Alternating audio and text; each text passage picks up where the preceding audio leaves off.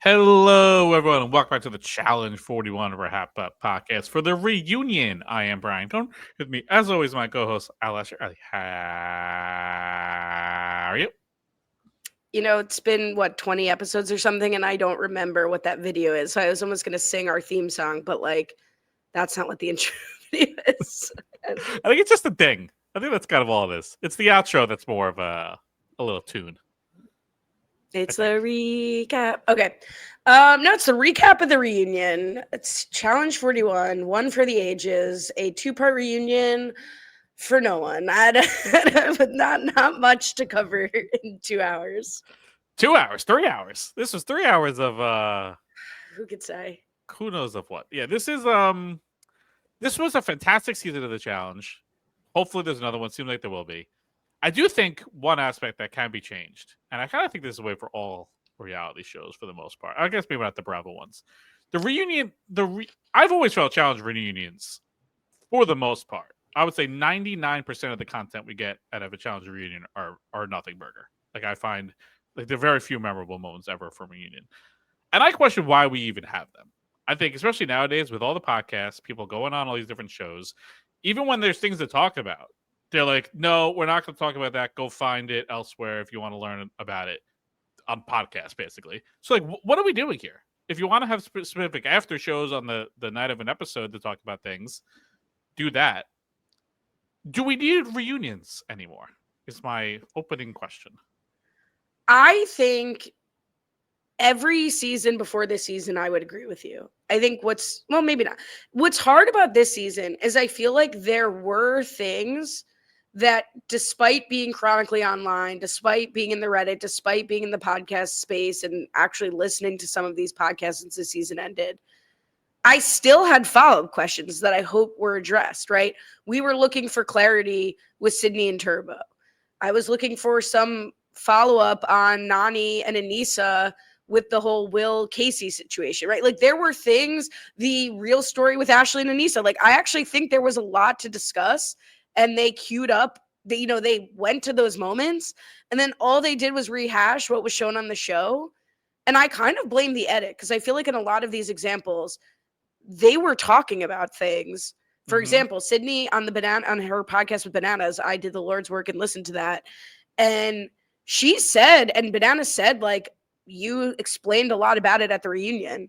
I thought that was so shoddily edited so that like sentences ended mid-sentence. Like they don't want to show it. And in which case, if you do not want to show us MTV or whoever, Paramount, whatever, don't do the reunion then. Like if you don't want to show us outside of what's happening on the show, I think there's a lot to talk about. I think Devin was great at trying to talk about those things. I think it got stopped at the edit.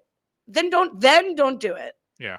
Because if all you're going to do is talk surface level about the episode, like that's been talked to death. Like the point of reunions and after shows are to talk about things that are not on the show, to like get more into detail that they couldn't fit in the 90-minute episode. So let's flush it all out here, have everyone have their own first person point of view and really discuss it. And if all you're going to do is have, Turbo calling people names that like and things he does on the show anyway, like what are we doing here? Why waste my time for 3 hours? It's not even like this was like a 1 hour special recap. This was 2 full episodes, 3 hour total increment.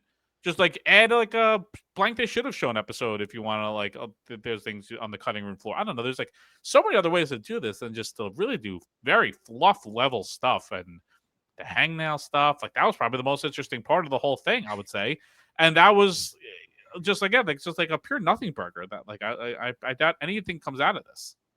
Yeah, I agree, but we'll talk about what we could talk about. I mean, I think the beginning stuff I want to talk about is the most interesting to me. First of all, what did you think of Devin? I mean, do you think it's a nothing burger because Devin didn't get into enough stuff, or what do you think of Devin as a host? No, I thought Devin did a great job. Like, number one, it's great to have someone host these shows that watched the show. That's a big plus compared to having a random athlete on stage that's like, what show are we on? So that was great. Like she obviously knows what she's talking about. I think it almost would have been better if it was like her own thing and not even like having to package it within like the MTV world, like to have to cut it down and edit it and make it for a show. Like this was just like Devin having a free flowing conversation with all these people. It probably would have been better than like having to box yourself into like an MTV product. So I thought she's great. Like this was her world. Like even when she was on the show, like her what was she on 2 or 3 seasons, she always was a great narrator. So like her transitioning to the host podcast reunion host like made complete sense. So she was absolutely not the problem for this. Like she did her best, I would say, for what she was allowed to do. I would assume there's people in her ear saying like don't talk about that. That's for some of our frustrations, but what she was allowed to do and has follow up, I thought she did a great job. Yeah, she's a natural fit. Robbie Freeman in the Facebook group said, I was incredibly impressed by Devin. Having a host who has actual knowledge of the season and the online conversations really shine through, especially in the Anissa and Ashley combo. She let them acknowledge the reality of the fight, but quickly pivoted so the producers didn't get pissed. Yeah, this is her job, like outside of the challenge universe, and she has the challenge background. To the extent we're going to continue with reunion, she should always be the host. Like if you want to add TJ, which I was happy he like Skyped in, fine. Otherwise, like she should be the de facto host every time. Yeah, and like Maria Menounos has done a good job in the past, but I just like having someone like specifically connected to this world. The fact that Devin was able to have anecdotes of like, oh, when you're on the challenge podcast, and I told him to like send you flowers or something like that. Like that's you like as good as Maria is, she's not as tapped into this world on like a day-to-day basis. You can't have something like that. So having someone like Devin do it is a big plus. But let's talk about who was there, who wasn't there, and my favorite part. Brittany Cousins wants to talk about the best and works. You know what? Let's call it the best and worst looks. So if you could bring up the slideshow, Brian. I'm not going to get played like I did last year where none of my animations work. So I was able to bootleg it. So not that well. Formatting is off. God damn it. It looks good on my screen, okay? Oh, it looks perfect. So let's get to the reunion fashion report. I also want to talk about just overall vibes. I want to say overall vibes from the fashion level. I thought everybody really looked good. Yeah. Right? Like I have some questionable looks at the end, but when you get newts, they take it up a notch. And I think a lot of the veterans also kind of rose to the level. We're not in leggings and sneakers, which is, always fun and a certain degree of confidence, but they all really dressed the part for the special occasion, which I appreciate. Yeah, no, I agree. I thought everyone really treated it as a spectacle, as like a red carpet showing. So that was good to see. So, who's not here from the newts? I think we already knew this, but let's really talk about it. America, Tay, Blue, and Ben.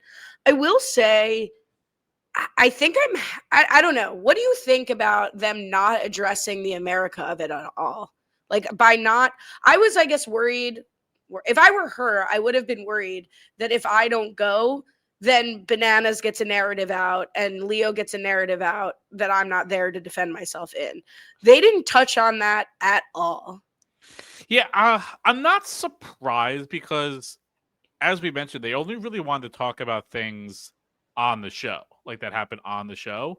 And anything they were going to talk about with America didn't even make air on the show, whether it's something that did happen, didn't happen, or rumored happen, or whatever. So like that was all Reddit, Twitter speculation.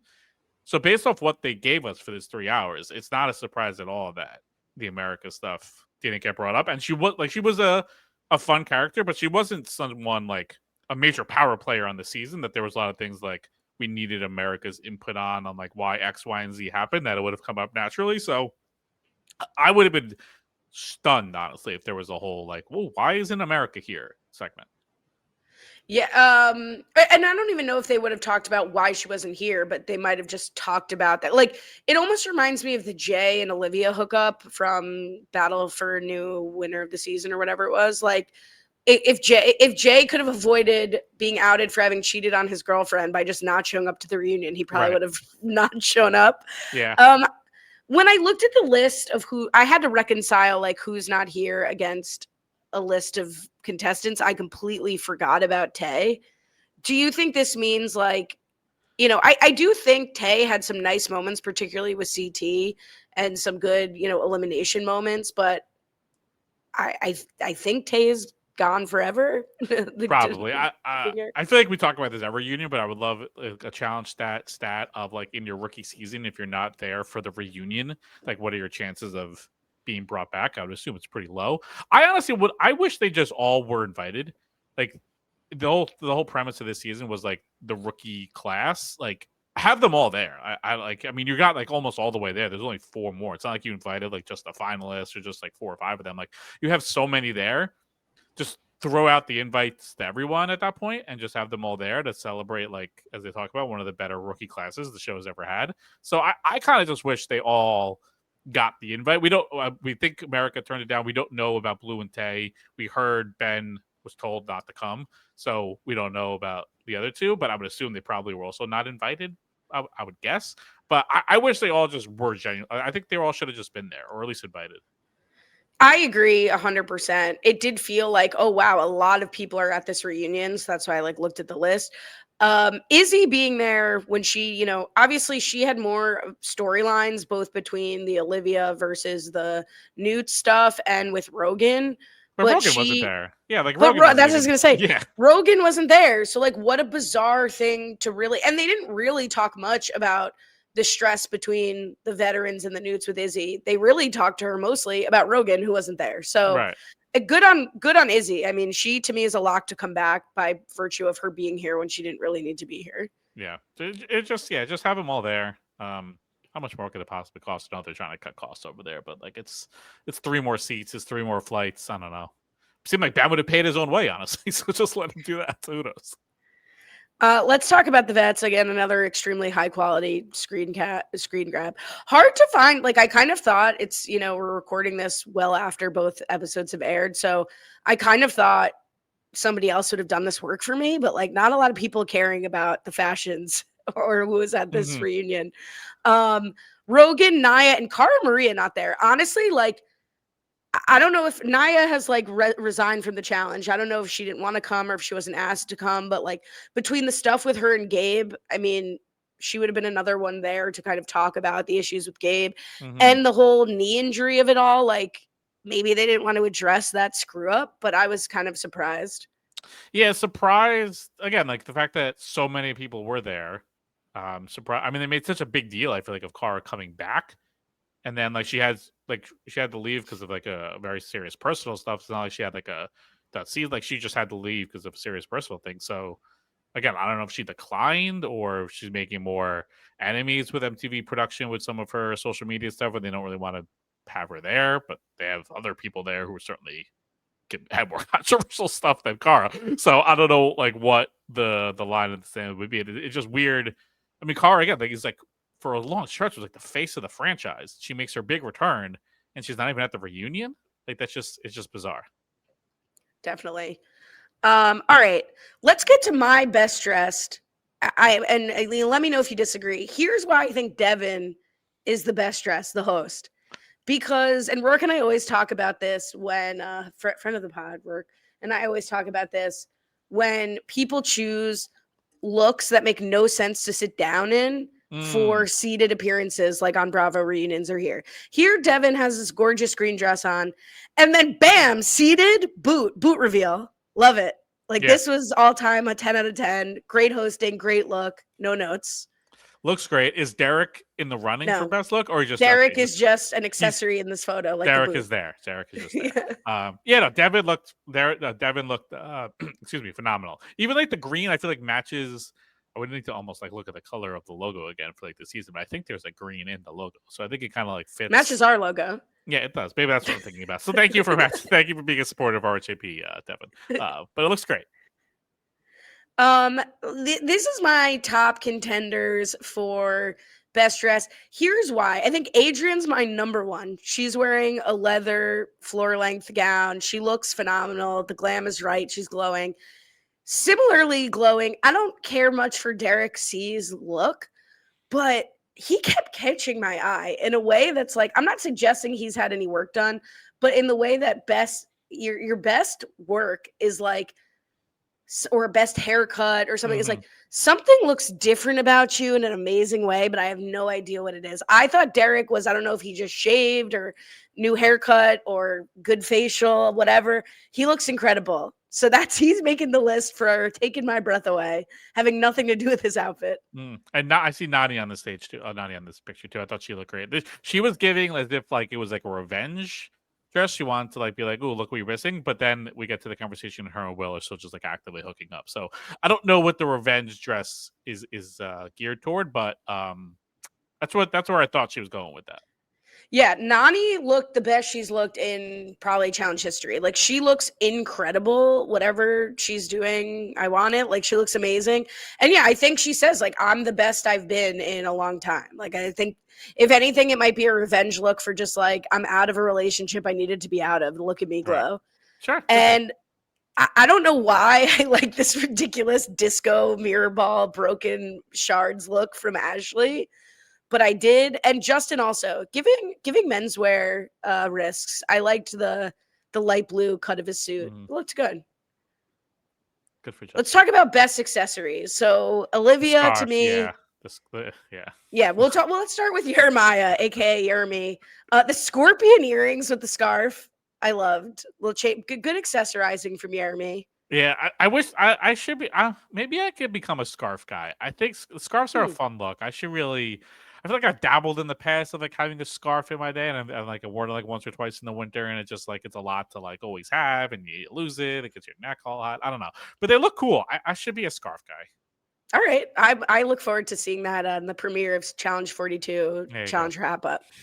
And then Olivia, the baby, the bod, that's her accessory here. I thought she looked unbelievable, like unreal.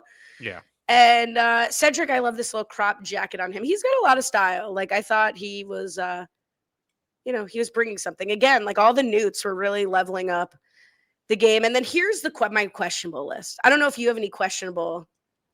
It's not questionable, but I don't think I noticed through the season, and maybe it was just like hit the way he was specifically dressed for this.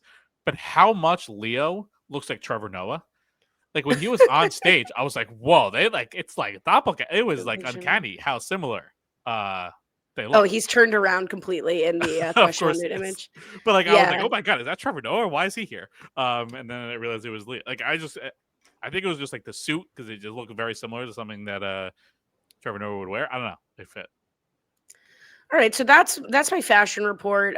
For the listeners, I've D and Aviv here for questionable lace. I have John A here for questionable length, and CT. I pulled a picture of him doing one of the impressions that they had him do, which like we'll talk about. But he's still in the era of like I do this all the time. I'm just kind of putting on what I have and showing up. So yeah, he makes a questionable list. That's fair. All right, so let's get into. I mean, what do we even want to do here? Like, is there much to talk about? Yeah, I don't think we need to take this beat by beat because that would be wild. I guess like some of the more important segments, right? So like the one that's like stuck with me the most is the Sydney and Turbo conversation because I feel like we did get at least a little bit more insight from Sydney directly and like seeing how like Turbo responded, seeing how probably him as a partner was through the season. So we did get more into detail about how controlling, I guess would be the word, from Turbo toward Sydney and how deprecating Sydney had to be towards him and how much it seemed like other people were shocked to learn about some of this stuff, even though they're all living together. A lot of people like, oh my God, you did that? Why did you do that? How did this happen? So I feel like a lot of people in the house necessarily weren't even fully aware of their dynamic, and it didn't seem like Turbo really grasped what was happening and where he was in the wrong. I would say was my biggest takeaway. Yeah. So Brittany Cousins said, "Why do you think Sydney kept making excuses for Turbo's behavior towards her in the house?" I mean, I mentioned this before. I really think a lot of what Sydney. I don't have proof of this. I felt watching it that a lot of what Sydney was saying was edited out and truncated. Mm-hmm. Like, I don't regret picking Turbo. Jump cut, like I felt like she was ending, whatever. There was more to say. I think what we saw was like an explanation of the stuff we saw on the show and Turbo really agreeing that he did do those things. I did tell her to not call her boyfriend, not because it's about calling her boyfriend, like I was into her, but because you would cry. So like focus on the game. And I appreciated Banana stepping in and trying to explain to Turbo in Turbo's language, like Mm-hmm. why what he did to Sydney was not correct in their partnership. I think like what I am still confused about is maybe what you were saying people in the house were surprised at. I could not understand Leo's reaction. And I also thought that cutting made no sense. Like, I did not understand why Leo was having such crazy reactions to this information. To me, it didn't really read like he was surprised. Like, at first, I thought he was like rejecting what Sydney was saying. But then later, he was like, and why are people mad that I'm calling it out? Like, I just didn't understand what Leo was reacting to. Yeah, that was bizarre, and it was just not disappointing because I wouldn't be expecting anything really from Turbo. But yeah, it just seemed like he was just like, yeah, this is just like who I am, and basically like take it or leave it. Like as a partner, like this is just who I'm going to be, and like this is go like I don't. It's so tough when you hear like the cultural excuse. It's like, yeah, like there's some things that are cultural, but you just like being a controlling asshole is not like a cultural thing. That's like a Turbo thing. So I don't like that he was like trying to like drop that in. It's like, oh, this is just like my culture. This is like how we be. It's like, well, like I think that's just you just not being a good person. I don't think it's anything to do with that. So I think you need to like work on that as like a partnership as and as a human being. So I just didn't like him using that as a crutch through a lot of this too. Yeah, I totally agree. And I'm glad Sydney kind of got to like call that out a little bit by like, being passive aggressive about it. Like, Yeah, I think it was a little bit of a miss to not go to Nani to weigh in on this, totally. having been sort of Turbo's most infamous partner. Maybe Nani doesn't want to speak on it because she doesn't want to piss off Turbo. I don't know, but Yeah, to me, the Sydney and Turbo of it all will never be fully cleared up, and I just still don't know if we'll ever see Sydney again. I think that was sort of like an interesting story of the yeah. reunion where everybody was kind of saying she's the MVP Newt, but also like she's a huge bitch. And she's like, yes, I am a huge bitch. Like she, I listened to her on the Bananas podcast, as I mentioned, because I wanted to kind of get some more insight on the Turbo thing and whether she'd be back. And she really kind of just like explained, like, I hated being the house. I hated the experience, not just because of Turbo, but like everyone's insane. Like I'm Mhm. insane for even being there too, but just like I like everyone individually. I hated everyone as a collective. I hated the experience of being on the show. Obviously, she had challenges with Turbo. So she's just like, I don't want to come back and be miserable. She also Sure. tweeted during the reunion, closing this chapter the way I started it on top. Consider my last appearance on your television a blessing. Glad my torture could be your entertainment. So like, but at the same time, Bananas was like, nah, you'll be back. Like, you're sick. You'll be back. And she was like, maybe. So maybe that's Sydney's way is like, she'll resign. She doesn't care. And if they Yeah. come at the right time, she'll come back. But she really just, I think overall, Turbo was a part of the bad experience, but she had just a miserable time. It doesn't seem like anyone really has like fun filming these shows. I mean, it's a long time. I think like it's crazy. Like for 42, it's coming out to, like it's going to be a quote unquote shorter film schedule, and it's going to be 7 weeks. Like that's already itself a very long time. So these things can be filmed for like 10, 11 weeks. Like that's a long, long time to be like in this house, trapped with these people, under stress, without friends and family. I can understand it being a very miserable experience, especially you doing it with someone like Turbo, and then you come out of it and you don't even get to, like kind of lose in like crushing fashion. Like think you're going to win the final and that doesn't go your way. So I can fully get like her being like I want out, but then it's also like let's say she's on a 42. If there's a 43 that's in a year from now, you know. All of a sudden, she might be feeling a little bit better about coming back, and some of her other friends might be coming on, and it's like, oh, all right, I'll go back out. So again, like all people that announce that they're retiring from any sort of reality competition show, I will never believe anyone. And I fully expect maybe to see Cindy again. Who knows? She's my number one want to return vet or Newt. Like I just think if MTV, if the challenge is going to continue, obviously that doesn't hang on the shoulders of one person, right? Like, I think they need to make up with Nerys and get Nerys back.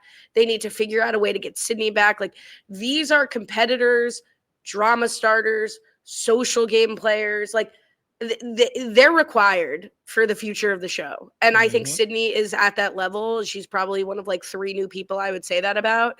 And it would be a tremendous loss for her to be one and done. Now, that said, if she's miserable and it was horrible and she was being controlled by her partner, like, I'm not saying like she's crazy for not wanting to do it. She'd be crazy to do it. But I Totally. really, as a fan of the show, really hope she comes back. The other thing that I came away from was all of Turbo and Theo's beef just like for show, including in the reunion, because it seems like they're still like best friends and like joking about naming a kid after him and like making fun. Like, are all their fights just like caricatures of themselves, but they're actually really just cool with each other? I think the only bit of information that I gleaned from this reunion about Theo and Turbo is when Theo said, like, Turbo saw the numbers not going my way and jumped on board to like move on for the numbers. And like, I believe that. Like, I don't think he hated Theo. I think you're right that like all of this back and forth, like puffery, pounding the chest has been like, let's get clicks, let's get likes, let's get relevant. And like, that's fine. Like, let's do that. I did not feel like I got to the bottom of either of Turbo's feuds with CT or with Theo. And I think there is no bottom. Like, I do think it is pageantry. I think it's like Turbo's bullshit, frankly. Mm-hmm. And not to pivot too soon to the issue with CT, but like, he really picks a huge fight with CT, and CT had a response on Instagram. I think like that's maybe a failure of the reunion, that like those tensions couldn't be cooled in time to like actually discuss it. Cause I think CT did kind of want to like kind of give a like keep the same energy, like we're not in the challenge house, like you're kind of like scripting this vibe. Yeah. But he responded more fully on Instagram, so I have that. But you know, go to Famous for Nothing and read it. But like, essentially what he's saying, he posts a carousel of DMs back and forth between him and Turbo that have been really, you know, not best friends, but like casual vibes back and forth in DMs. Like, we should do this together. You should make this merch. Are you in Miami? No, I'd let you know if I was in Miami. Like, a back and forth kind of people being cool. And then Turbo shows up on TV and is like, you're a P word, you're a bitch, like whatever. And yeah, CT's like, you're fake. Like, you are actually the fake person that you're claiming everyone to be. So the more I think we dig into Turbo, the less I think like his stuff with Derek and his stuff with CT and his stuff with Theo is based in anything besides trying to get camera time. Yeah, I think that's like the issue. I think Turbo is way more of a showman than I think we ever really should have thought, and we probably should have recognized like he is trying to like be an actor. So I think he is trying to be more of a showman. And I think he picks fight with people hoping to be part of that. Like Bananas and Theo are more like him in like the showman aspect, and CT's like, what the hell is this guy talking about? I'm gonna go like fight him. Like, I don't think he recognizes that CT doesn't just like do things for the fun of it. Like, he's there to try to like win the show. Like, he's not there to like get clicks and like have a meme and stuff like that. Like, he's there to like win. Bananas and Theo are there to win, but they're also there for the show of it all, as like Turbo is. So like, he loses that when he goes after CT. CT's not gonna like give him a tit for tat. He's gonna drop him like a haymaker on him. So I think he picked the wrong person to try to have like a sparring back and forth with. Yeah, so here's just like a little clip from what he said. He's like, if he really had something to settle, he wouldn't have avoided eye contact off stage, hidden his separate isolated green room, or had production tell me I'm not allowed in that area. I'm not hard to find. We could have met after any one of them days we were filming. He's nothing but another little punk that's too smart for their own good with no respect, et cetera, et cetera, et cetera. And then at the end, he's like, I'd tag him if I could. I guess Theo has blocked CT now. There you go. What's your take on sorry, not Theo, Turbo? Should Turbo come back? Should Turbo be done? What's your stance? I think we've gotten. I think we've juiced. We've squeezed the most out of the Turbo juice. I don't know. I think I can move on. I don't need him there. I just think when things escalate with Turbo, it just feels like we're on the edge of it going very badly to the point of it not being fun. And then it's clear now, like for moments leading up to that, it's a lot of it for show. So yeah, I'm okay moving on from Turbo. I was surprised even that he's even came back. whatever they chose to let go, they decided to do. We got him back for another season or two. I'm good. I think I'm good. I think they need to go back to like skeletons or whatever when everyone on the Real World voted Smashley out of the house. Like, put it to a vote. Everyone will vote that Turbo should not come back, and we can move on. Like, I think he makes everybody very nervous, and not in like an interesting or fun way. And I think I completely believe what Sydney said that he did, and like that's not appropriate. And like there's been precedent of him doing scary stuff, and that's like I don't need to be scared. I don't need the people on the show to be scared of each other in this way. Like I Right. just I'm not enjoying that, and those, to your point, escalations, and just like I decided I'm the czar of what's right, and you're a pea chicken as a result. Like, it's Yep. not the most interesting storylines for me. No, scared does not breed entertaining, I would say. The other thing, and sort of like we talked about this with CT versus Bananas really there for show. I mean, there was a huge meal made of whether Bananas is the challenge, as he said in the fight when he and America were being nominated. I think it's hard. Like, as a fan of this show, I am grateful to Bananas. There is no discounting Bananas as a contest. It's like Rob Sesternino for Survivor, right? Like, Bananas is somebody who developed how this game is played, how the characters are made, how confessionals are done. Like, Bananas is in the Mount Rushmore of people who have contributed to the show. But like, just let that speak for you. Like, his chip on his shoulder and his desire to constantly remind people that he is number one and he needs to be thanked and his ring needs to be kissed, his 7 rings need to be kissed, is like so unlikable. And it's just not even worth having a conversation. Like, it's so stupid. You were eliminated on episode 5, and then this was the best season we've had in years. Like, you have made unbelievable contributions to the show. You're not the challenge. Like, the show can continue on when you're not on it, so you are not the show. It's such a nonsensical conversation, and it really is so beneath him. Like, it makes him look so weak. Like, I just think multiple things can be true, and you would think Bananas would be able to recognize this. I think if you're looking in the scope of the challenge as a franchise, I think he has contributed the most to the show. But other people have also contributed a lot to the show. So like, without Bananas, I think the show would probably still be going on. But he has helped it grow to the most point. But like, CT's also contributed a ton to the show. People like Wes, Cara, all these other people have contributed a ton to the show. Has he probably contributed the most? Sure. But then his like pivot to I've foregone family and relationships for the sake of the show is such a load of crap. Like, that is, other people have done reality shows for a long time, have had relationships. Like, this is you actively choosing to forego. Like, no one's like putting a gun to your head, buddy. Like, you have to come out to the show. And even if like you wanted to keep doing the show, that doesn't mean you couldn't try to maintain certain relationships. So like, that was the most like, give me a small violin I've ever seen one of him like looking for a sympathy card of like, oh, I've blood, sweat, and tears of the show, and I know I won't have a family and kids. Like, I'm pretty sure that's like a self-choice, 100%.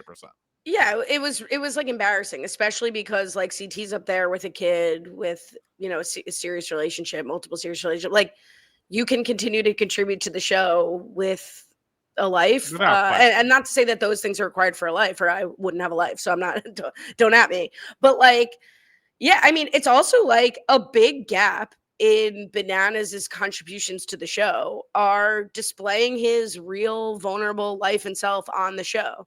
Bananas is like a wrestling character. Bananas is not a real person on the show. And he manipulates and curates what is shown and what gets shown. And that's great for him. But like, CT, sorry, had one of the most heart-wrenching, memorable, unbelievable relationships through the course of the challenge, and Bananas dated someone from the show and restricted her from ever being on the show again. Like, and that's okay. You're allowed to keep those relationships private. But when you've had relationships that you've excluded from the show, you've had hookups that you made sure didn't make air, and then you're saying the show is to blame for you not having relationships, that makes no sense. Like, you Yeah. could have had a relationship with Morgan throughout the show and shown a different side of yourself and given more to the show. Yeah, and it's like openly talked about how like people were worried about D because she was involved with Bananas, and now she might get blacklisted because the show protects him from exes. So like, very bizarre. It's just the whole thing again. It's just so beneath him. It's like if you have to proclaim yourself as the best, you're clearly not the best. Like, just like let your 25 years, all these wins, like you're multi-billionaire doing all these different things, all these shows, bouncing around, living like look at the whatever life you're living. Like, let that speak for yourself. You don't need to puff your chest on like a reunion stage here. It's like so lame. And I think it eats at him, right? Because it's like we talked about it throughout. You get CT's pro tips. Like, Right. CT, because he's, I think, showing up as more of himself, less produced, like, Mm-hmm. he's more likable. Like, that's just a period. Whether Bananas is the GOAT or not, CT is more likable on the Way show. more. 1000%. So CT gets the pro tips. CT gets sometimes the better edits, or even if he's doing badly, it's like everyone's apologizing to him at the reunion and feeling bad about it. CT gets the shtick where now CT is going to get his own segment where he dresses up and reads impressions of Mm-hmm. the shit people have talked. Like, bummer, Bananas, but like, they're gonna go to the more likable person regardless of wins, regardless of elimination records. Like, that's not, regardless of who has contributed more. Like, the number one thing is, who do people like? Who's gonna get clicks? And that's CT. Yep. Totally. Hate to see it. Can you explain? I was going to shift to the Michaela Olivia thing because this is still. Let's wrap up D and Bananas really quick while we're here, because that was weird. Stunning for them. So as this segment is going on, Emily happens to be watching this, and she was like, "Are Bananas and D still hooking up?" I'm like, "No, definitely not." And then the segment plays out, and it's like, I'm like, "Oh, just kidding. They actually are still very much just actively hooking up whenever they're down together, and might start dating potentially." And I was floored by that. Yeah, I think what's so cool about the D and Bananas thing is it's the first time I can remember feeling like throughout the entire relationship and aftermath, D's in the power position. Because even with oh God, what's her name? Mariah, where like Mariah dumped Bananas. All of Bananas' goons like clowned on her and tried to make her feel bad about it, whatever. Like, D has gone through this dance with Bananas where everyone still likes her. Everyone in the Bananas camp still likes her. Nobody's like blaming her or anything. And she's cool as a cucumber and doesn't, I don't think, care at all about Bananas. Totally. And it's like, yeah, we're having fun, whatever. I'm in awe of her, period. Bananas kind of like made a joke of it on the podcast I listened to with Sydney, like kind of suggesting that like the reason they don't date is D, like that D's like kind of rejected him. I believe it. I don't know if that's like shtick for both of them or what. I think they both could kind of like play into it, but I think D's just like cool as hell, and she's too cool to like seriously date Bananas. But like, if you're around, whatever. I love it. I idolize D. She's got that je ne sais quoi. Is that the right phrase? I think that's what it is. She's got a very cool nature about her, 100%. And uncool nature, I could not stand throughout the D and Banana segment, Will like overacting to try to like act like he was in support of it and in on like the bit and the joke. Like, I do think Devin or the edit, if it was edited out, did not take Will to task enough for how serious and crazy that reaction was, and made it much more of like D apologizing. Like, I didn't owe him anything, but I guess I should have said, I'm catching more of a vibe with Bananas than you. Like, I'm sorry if a man and if Will and D hooked up once at the hotel and then Will started hooking up with Nany and D went crazy, everyone would be like, D's crazy. I just feel like Will really got off scot-free for how he acted with the D and Bananas of it all. If anything, I thought this was a great reunion for Will, because every other moment we had Nany saying how great Will was hooking up and wanted to keep hooking up. Like, this is great for Will. Like, he's coming out smelling like a charm. This is good for him. Smelling like a charm. Yeah. like now, when you say smelling like a charm, I have no idea what Lucky I mean. Charms marshmallows. I like, have sweet? No idea what I have no idea. I have no idea. I say words and I hope they form a coherent sentence at some points. We were robbed of Nany and Cedric's hookup. Yeah. Can you imagine? Like, that would have been weird. It would have been very similar, I feel like, to her Gahada back in the day. Oh, that's sweet. All right, where did you want to take us out of this hole? What did I say? Oh my god. Michaela and Olivia? Michaela and Olivia, because I still this of all the disputes, this one I'm still the most confused about because I still don't know why they don't like each other. Maybe just like a clash of personalities, and I think Olivia's also just as confused. I don't really get the beef between them. So it was weird because I think what Olivia suggested was the problem made sense, but Michaela like adamantly disagreed with her. So like I can't say how Michaela feels if Michaela disagrees, but like it seemed like Olivia was like both of us had small things brewing and adding up and we're on different sides of the house and we're getting under each other's skin and then like something happens and you snap because we both had like energy. Mm-hmm. And Michaela's like, no, you don't like me and that makes you think I don't like you. It's hard for me to say that Michaela's energy towards Olivia in the house suggests anything other than she doesn't like Olivia, but Right. Michaela says she doesn't have an issue with Olivia. It is a projection and a reflection of Olivia's issue with Michaela. Okay, like It's based off what we're being shown.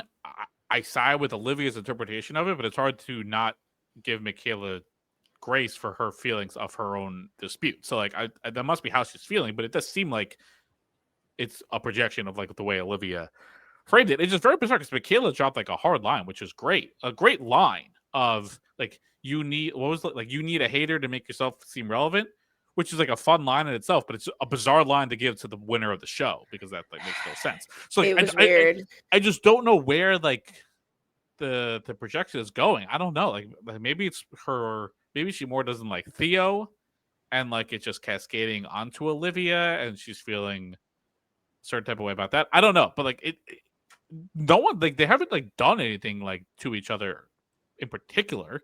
Like there have been like that a few offhand comments they've all made, but it just seems like it's all like it feels like a fake feud to like be paired together on like a rivals, but I think they both believe the fight itself. So I don't think it's like a manufactured thing. I think Olivia is confused by Michaela's like dislike towards her. And I think Michaela does genuinely feel like Olivia dislikes her. Yeah, and I don't know if Michaela is trying to say like you started like now Michaela's frustration towards Olivia is real because you took the first shot. But that's sort of not neither here nor there when we go down the road to like, well, where do you stand now? It seems like you don't like her, both of you. And I can understand Michaela saying like, I, spoke out of my character when I threatened violence towards her because I'm really cautious and conscientious about appearing like an angry Black woman and not wanting to be made a stereotype and have things used against her on the show. And so maybe that is also informing it of like she really cares about the order of events that led to tensions and doesn't want to say, oh yeah, we both just didn't like each other, because that's not where Michaela was coming from. At this point, I do think if they were a rivals pair, they'd be an excellent pair because there is something real here. But to me, it's not insurmountable for either of them as competitors. So like, I actually think they'd be like a great, there's a valid rivalry to point to, but it's not so deep like you stole my boy. Like Anissa and Nani's, right, is like very, very deep, or Ashley and Anissa are very, very deep. This is more to me like a 1-inch deep feud that could be surmounted in time. Yeah, no, I 100% agree. This would be one where they would probably be like hugging and crying and loving each other by the time they reach the final, because now they're best friends and they're probably going to win the season. So yeah, this would be one of those where the rivalry would be very much squashed if they had to pair up for a season. Let's talk about the Anissa rivalries, the complete opposite of this. This was a frustrating one. I think starting with Anissa and Ashley, like, again, we've kind of gotten... this is also why a reunion, I think, can still be relevant in the podcast, social media place, because, like, Anissa and Ashley are not doing these together. They're not doing an Instagram Live together. Like, Anissa's on one podcast, Ashley's on Reels, like, whatever. Oh, my God, dating myself. TikTok, whatever. And like now come together and account for the shit that you've said since we've been out. And they used to do that. They used to pull tweets and like whatever. So I don't think it's like out of bounds generally to discuss. This was such a hot mess that I just like, don't have any more information. I have so many more questions. Like, who's stalking Ashley, and why would Anissa befriend her? Yeah, there was a lot of speaking in code, a lot of like, are we really gonna go there? It was almost like they were each holding pressing a button on like the self destruction thing, and like, are we gonna let go of these buttons, or are we really gonna like get there? And like the show like wouldn't do it, almost out of fear for how it would blow back on them in some way. Like if there was, I don't know what they were concerned about, but like there was the fact that even Devin, where I mentioned this at the jump, was like, yeah, there's like much more deeper layers to this fight.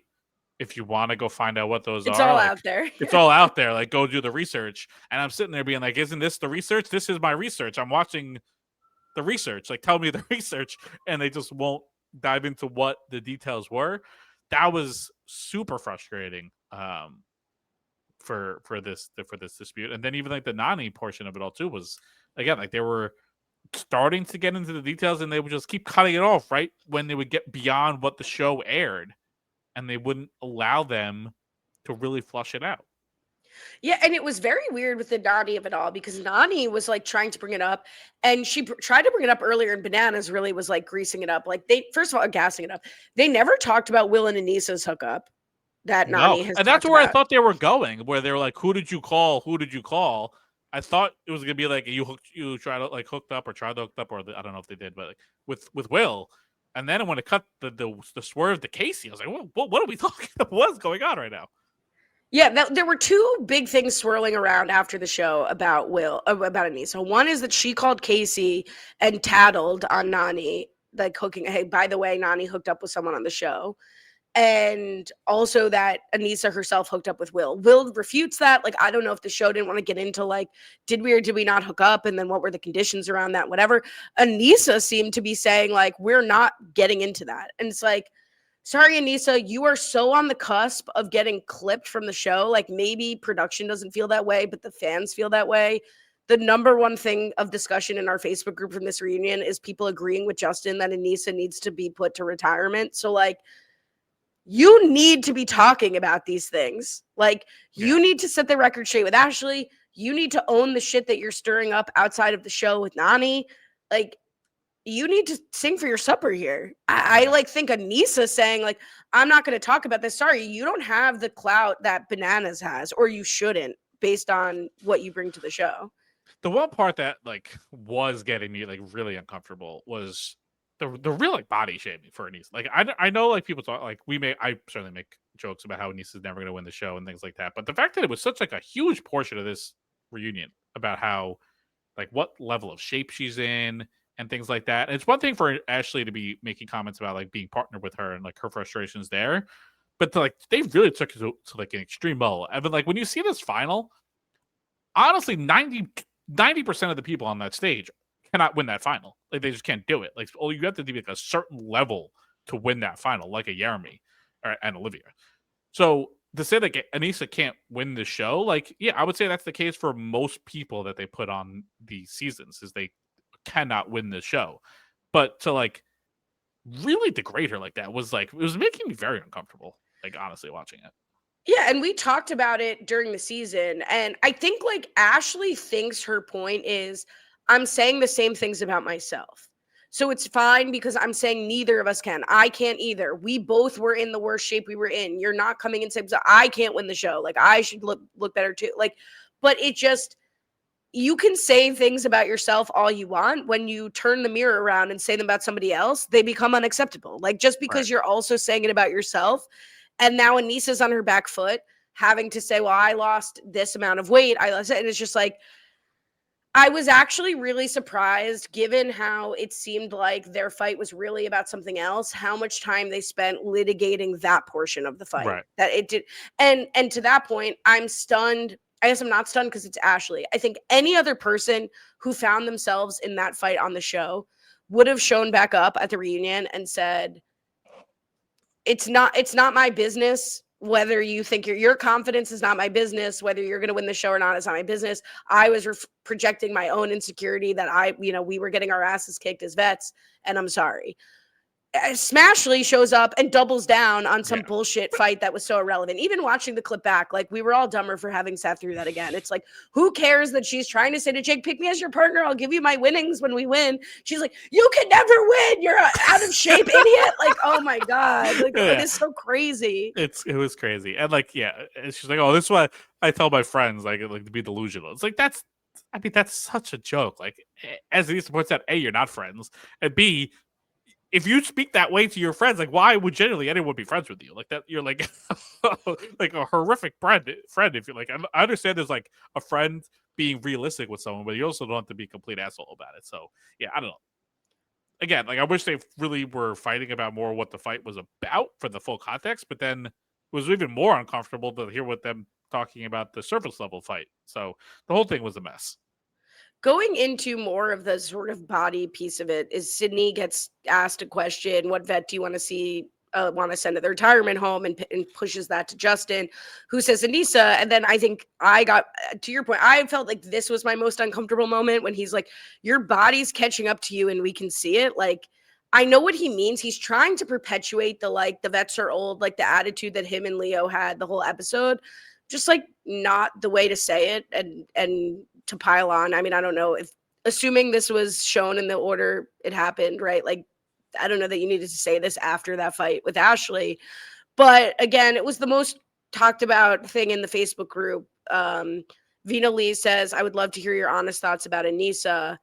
And just in general, like, do you agree that Anissa needs to be done? We've kind of talked about this already, but yeah, I mean, my frustrating people want part to is know. not even like with Anissa, is kind of what you said. Like, yeah, she's like becoming messier as she's got like more through seasons, but then she won't dive into it and like own it. Like, this messy version of Anissa is a more fun character to have on the show because she is creating drama and fights and dynamics. But then she tries to like back off, be like, "Oh, I'm sorry, I would never do such a thing. I wouldn't do like that." To me, is not interesting. Like, again, I don't need people. Not 100% of the people on the show need to be able to win the final. That's not what, in my head, what the show is fully about. So Anissa not really being able to probably win the show is not why I don't want her to be there. It's her backing away from situations that she creates and not allowing the full dramatics to play out and be part of the conversation. That's more where I'm almost getting more frustrated with her. Yeah, I think for me with Anissa, it really depends on the makeup of the show. Well, first of all, I'm going to ask this, and Vina raised this too. Like, there have been accusations against Anissa for inappropriate behavior on past seasons this season by men in the house. I've not listened to any of the podcasts where this has been discussed. I think there's maybe a conversation with Bananas at Will that got aired that then got edited out, so I haven't heard that. If that's true, Anissa shouldn't be on the show anymore, like 100%. But in a vacuum, Anissa, like, to me, this season proved that the Vacation Alliance, or having not just the Vacation Alliance, but having a huge block of friends who will not vote against each other will ruin a season. So to me, like, Anissa, Tori, Devin, Michelle, I don't even know who's the latest in that group, but like Olivia, if she's in with Anissa now, like a 5 to 10 person block of people who would rather lose than vote against their friends can never be cast on the show again. So like, that to me is more where Anissa used to be interesting because she used to have these more veteran relationships, and she's integrated into like the new guard as well. And that was an interesting tension this season to see. Now that her and Nani have completely closed the door, her and Ashley have completely closed the door, like, I don't know where Anissa goes from here, except more deeply integrated into the friendship alliances that are not interesting and cannot be on the show in big numbers. So if we want Tori and Devin and maybe Michelle, Anissa's got to be clipped. Like, she cannot be on with them. Yeah, at least not all of them, for sure. Definitely. Right. You know, like 1 or 2 at most 3, but yeah, can't have all of them. And then another nomination of who should have been the answer to this question. Robbie Freeman says, if you were Derek Kay, would you be embarrassed that you were invited to the reunion? I was embarrassed for him. He's so irrelevant and really added nothing. Yeah, I mean, I've said that. I'm on that train. I don't know. Like, he's put him on All Stars. Like, he has no connections to these people. You can honestly make that case probably about someone like Leroy too. Like, I don't know what Leroy honestly is doing there. I love Leroy. Don't get me wrong. maybe my favorite player that's been on the show ever. But at this point, what is his role in the future of the show? I don't know. So put them both on All Stars. See, I thought Leroy was credited, at least in the edit, with some of the best strategic decisions the vets were able to make this season. And I actually thought when he did chime in, he like added a lot of context and insight into the things he decided to speak about. I can't say the same about Derek, but it's an interesting thing because of how Derek is positioned in the podcast world. So I don't know what the relationship of Challenge Mania is to the challenge. Like, I don't know if that's why he continues to be trotted out. Like, I genuinely don't know. But yeah, I thought like when he was piping up of like, no one person is the challenge. Like, I'm like, all right, Derek, like, goodbye. certainly not you, Derek. Let's see. But again, like from a fan of the show perspective, I'm grateful for what Derek is doing outside of the show, sure. Doing these live events that I don't go to, but doing these live events and like keeping sort of tabs on like older players and bringing them out to like speak on the show. Like, I think all of that is good for the show. And I think the network agrees. I did also like just to have one more time of Olivia shading Theo, the question of like who was the most overrated, right? And Gabe picked Theo and went through a whole list of like, oh, you talk all this talk, but you don't really get things done. I did like Olivia saying, kind of under her breath, but loud enough for people to hear, like, yeah, he's got a point. He's right. Just one more time. Just really give him one more jab on the way out. I enjoyed it. Yeah. I mean, he got a huge jab when they got the onesie that, by the way, I looked at that onesie is not available for purchase at this time. Cause obviously you have a future challenge champ that could use that onesie. Did I say jersey onesie? But like that cracked me up. That's like, well, the baby won the final. So that's really for Theo. Yeah. No, that was funny. That was a good one. Let's check in with Gabe. Because he was also, I mean, like Gabe's got to be a lock to return because they spent so much time on Gabe's like come to Jesus moment. Yeah, he really did a lot of reflection and came into this union very prepared to about how to kind of learn from his lesson and really reingratiate himself into this world to the point where John A is like treating him like the second coming. He's like treating like he's the great guy. We're great now. He's wonderful. So Gabe has really done a lot of good self-reflection about how guess badly he treated Jenny as a partner, where his insecurities were coming from his own performance. He really showed how to do a true apology without even saying like I'm sorry, basically. I agree. I'd be very curious to see Gabe 2.0. I think he's really grown from this. I think that's what John A says, really. Like, this is your first challenge. Best challengers kind of grow and evolve from this.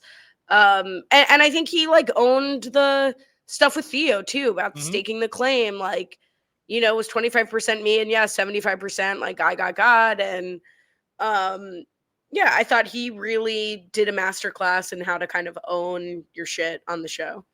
100%. We got Leo paying off the debt of the buy one get weird. One, which was that got a good chuckle out of me. I did appreciate that.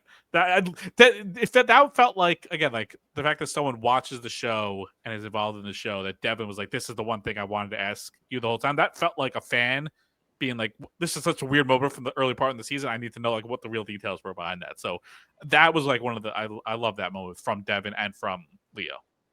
It was the biggest reveal of the reunion that there was a buy one get one. Yeah. Like, it was, maybe it had run out or it wasn't on what Derek bought, but like that Leo was not just being totally nefarious. Like, no, there was a real BOGO. Understood there to be the BOGO.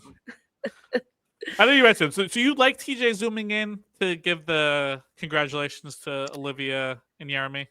You know what's funny? Did we even talk about that TJ wasn't there? It got a lot of people commenting, and I think in our Facebook and even like on Twitter about TJ not being there. There was a whole write up about why he wasn't there.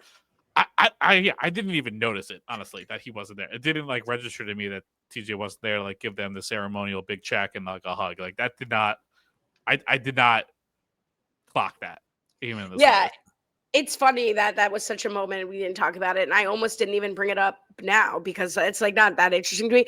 It was interesting to me that Jeremy, even though TJ Skyped in to like have them stand up and get like the official crown, Jeremy shaded TJ and was like, "Yeah, it was kind of a bummer you weren't there, but I understand, and this is the same." Like he like put one little jab in Yeah.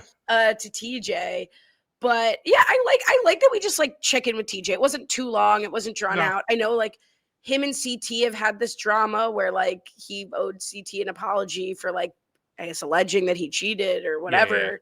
I think that was more important to TJ than really anyone else to say it. Yeah, I like the check-in with TJ. Yeah, I'm good with the check-in. I did find it super interesting. Again, like we didn't talk about it, but the whole write-up about like why he wasn't there, and then I think they gave more insight into the Theo and Adrian quote unquote quit was like because of the storm, and like they had to like basically evacuate. Like they couldn't even risk them taking longer to get up the mountain because like the storm was coming. They had to get out of there. That's why they couldn't have TJ there.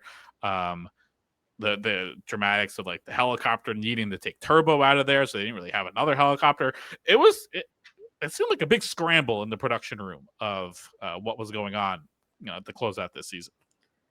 Yeah, 100%. I haven't read that write up, but I'd seen the piece about the storm issue with Adrian and Theo. It's very interesting. I would definitely give it a read. It was a lot of interesting details for how that the last like, couple hours were going down. It's like I don't know what they would have done if things were taking even longer. So or the storm was earlier.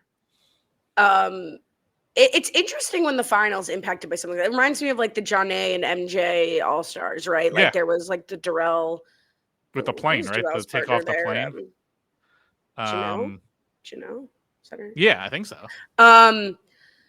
Yeah, like that, like it was like a nightfall issue or weather issue, whatever. Bummer when that comes into play. Though it doesn't seem like it impacted the outcome in any way. For this one, no, it did not. The question for the All Stars one, but for this one, no. And why are we getting a write up about that, but absolutely no additional information on who cheated? Roll the tape. Like, what is the situation that you don't have the tape?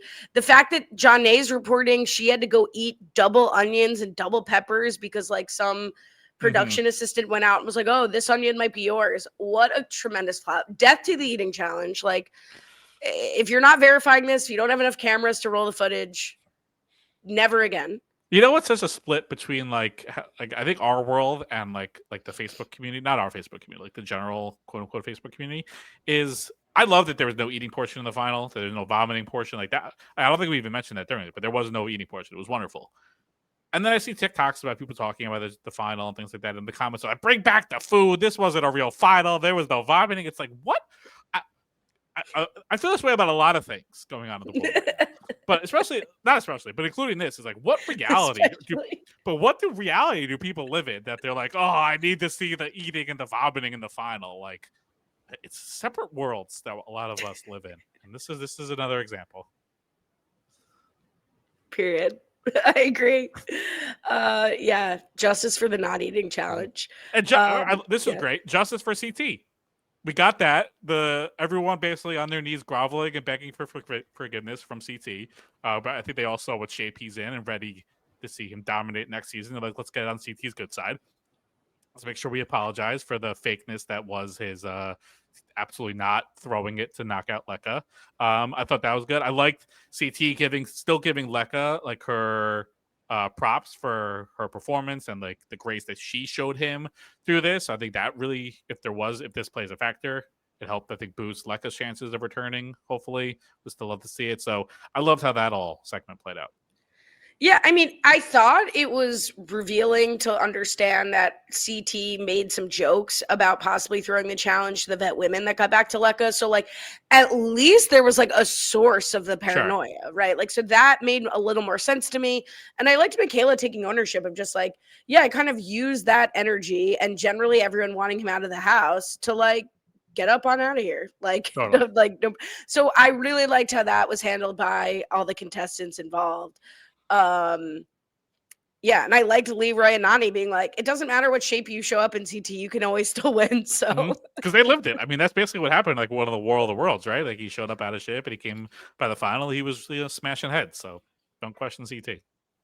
So really the last note that the reunion ends on is Bananas basically saying, if these newts, if the franchise, his franchise, even though he's the franchise, Mhm. is being left in the hands of these newts, he's happy with that, which was a nice note to end on. That's nice. But we need to talk about kind of the state of the world we're in now from a challenge Okay. perspective. Okay. Those are important last few words. As you said, most importantly, the Yep. challenge. Von Braun says, with the vastly and quickly changing landscape of TV land, not TV land, the network, but TV land and MTV. Or is TV land still in existence? I think it still exists, which is, if you don't want to feel old, don't go seeking out that channel because you're going to see things being shown on there that are like, how is that on TV land? And then you're going to realize that was from like 30 years ago. So don't do that. Okay. So, in the vastly changing landscape, did we just watch the last season of The Challenge? No more official podcasts, the dismantling of MTV, the uncertainty of the future, etc. So let's first talk about the end of the official Mhm. challenge podcast. So Davon and Devin, who host now the official challenge podcast, posted their final episode. And here's the episode description. After nearly 250 episodes, which, like, God, Brian, how many episodes do you think we've done of this? My God. Well, I If think they've done 250 in 5 years, we've got to be in the 4 digits for sure, right? well, we've done 10 years. I don't know about that. You don't think so? Well, all right. After nearly 250 episodes, MTV's official challenge podcast is coming to an end. In a very special episode, Devin and Davon reflect on part 2 of the reunion, the season of Vets and New Threats, and the entire podcast. Thank you to all the listeners for an incredible 5 years.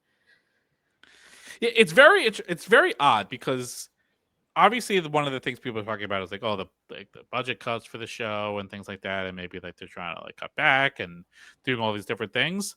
Look, I don't know how much Devin and Tori are being.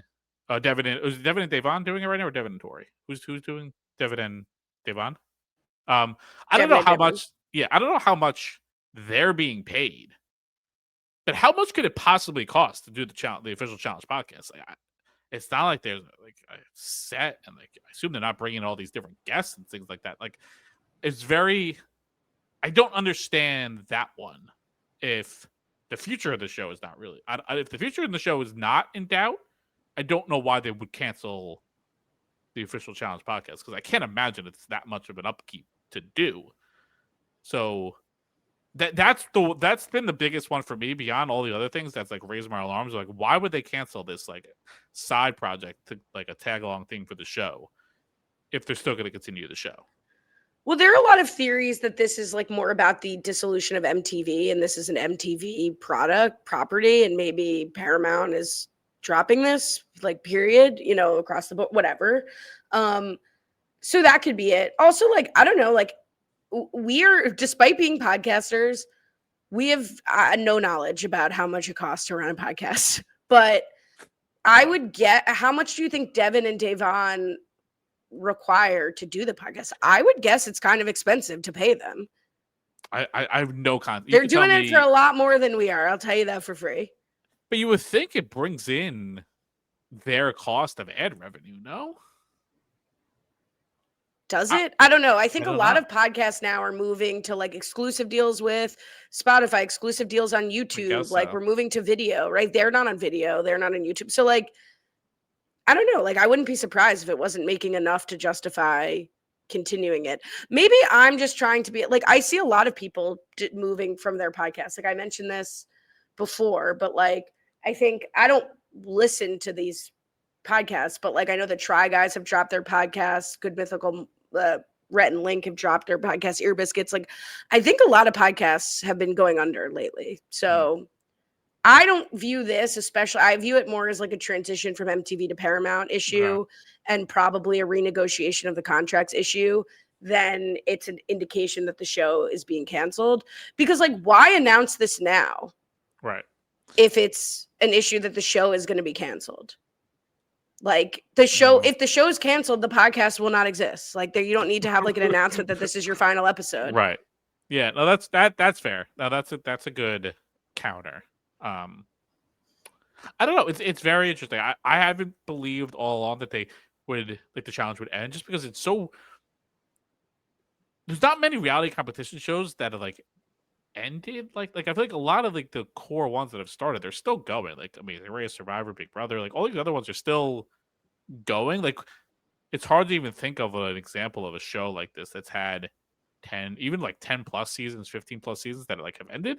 Like the TV landscape is skewing way more towards reality shows just because they are cheaper to make, and it's, you know, you have to pay all these actors and all these different like upkeeps and stuff. That it's just hard to think of examples of these type of shows that get canceled.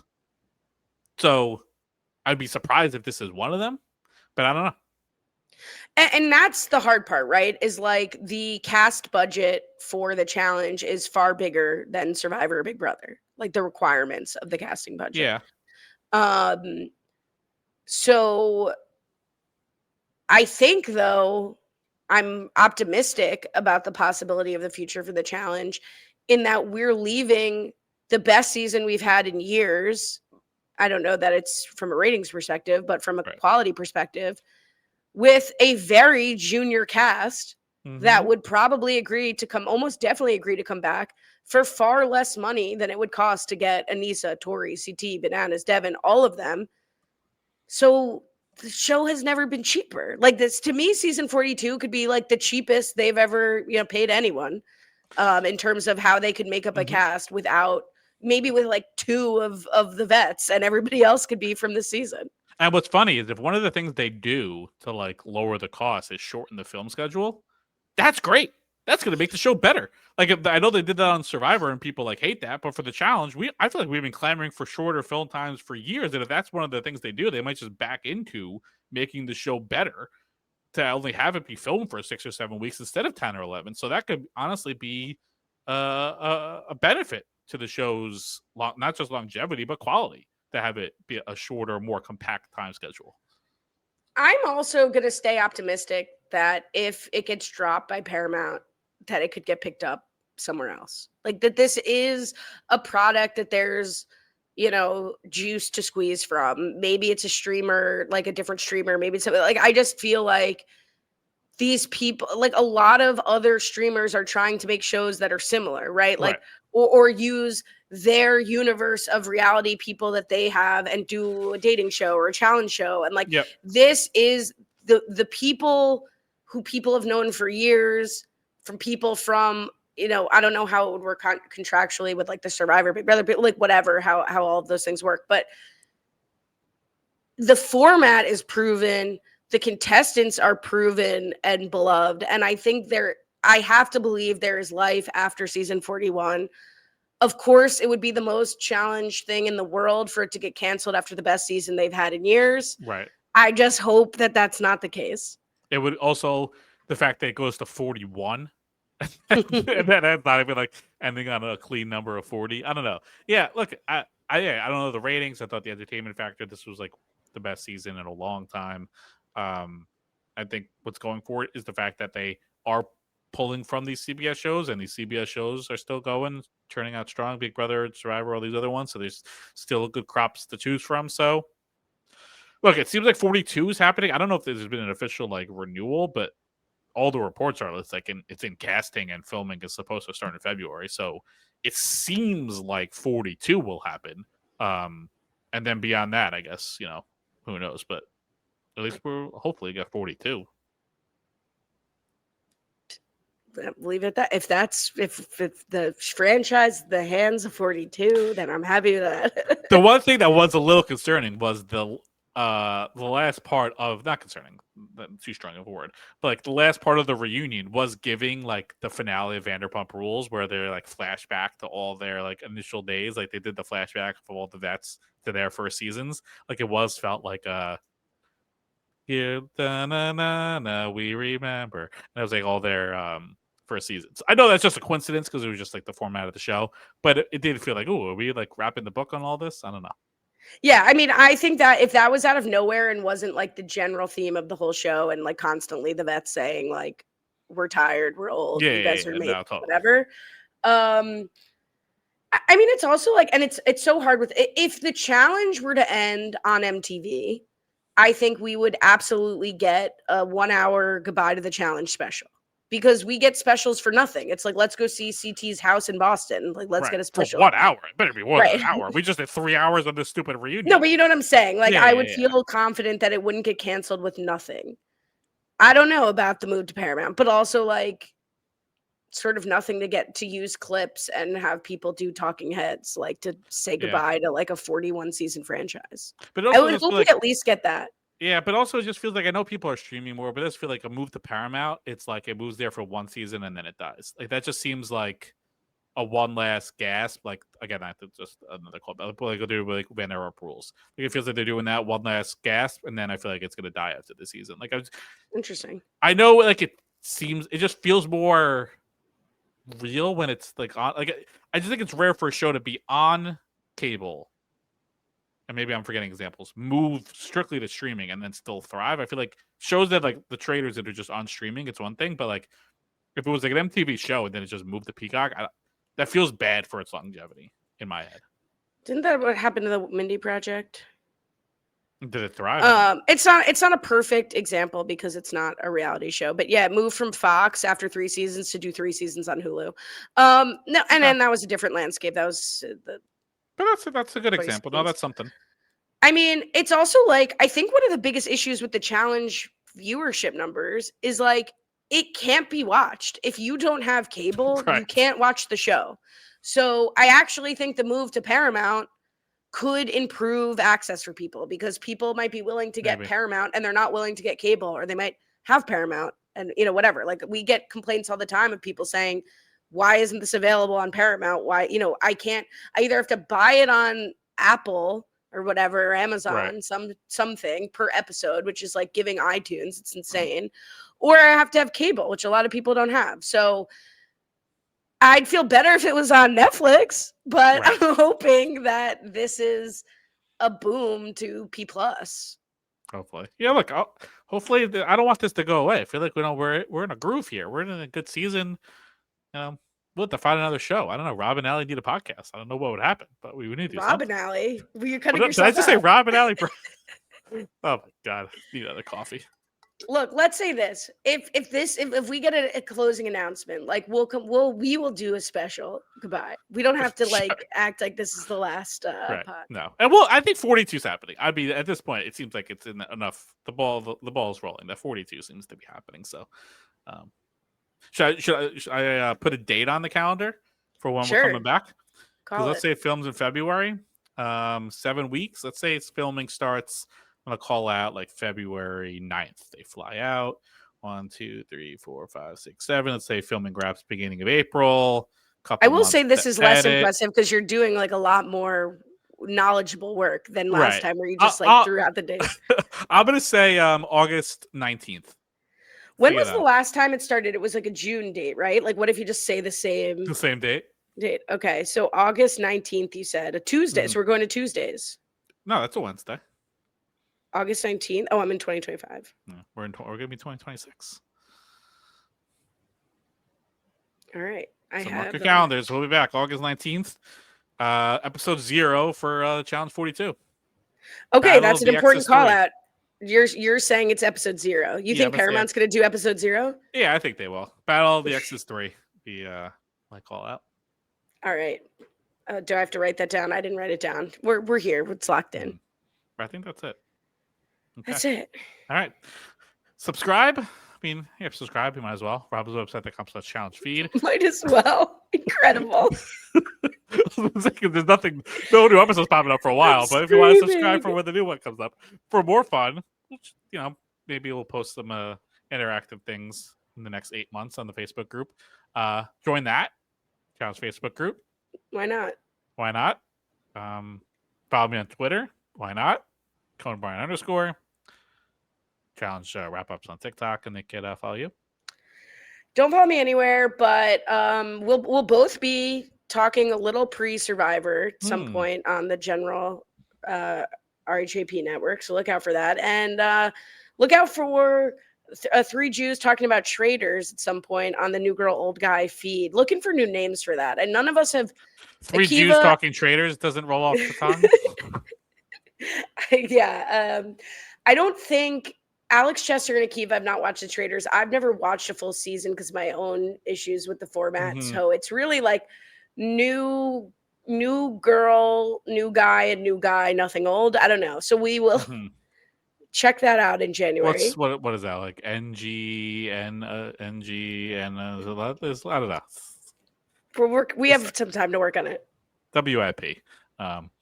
So we'll be back August 19th, 2026 for season 42. So in the Facebook group in the meantime, until then, have a good one.